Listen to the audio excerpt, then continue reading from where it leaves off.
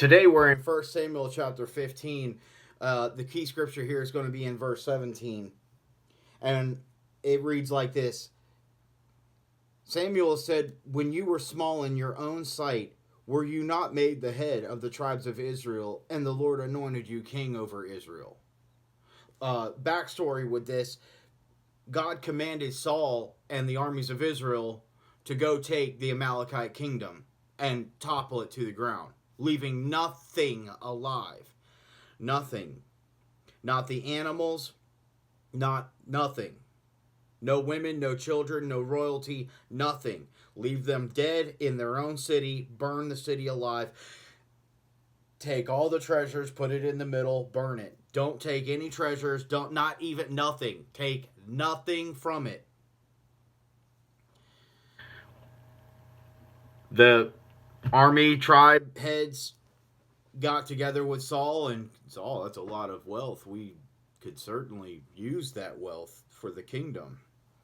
Saul, that's a lot of livestock. We could do many sacrifices to God with that livestock. And then, of course, Saul, seeing the king, said, "Bring him back.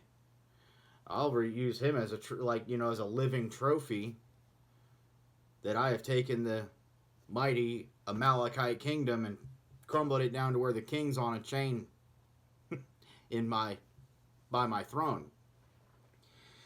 God is furious over this and tells Samuel to come up off the mountain and go speak to Saul. I'm done with him.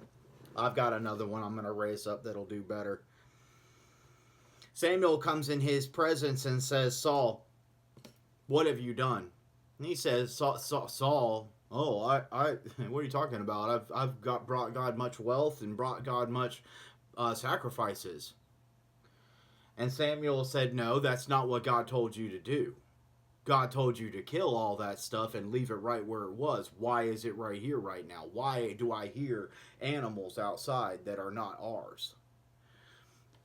And Saul said, "Well, I'm trying to do things that are going to bring, great blessing unto God, the many sacrifices."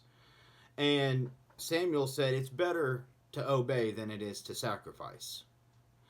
And he also turns around and says this here in verse 17.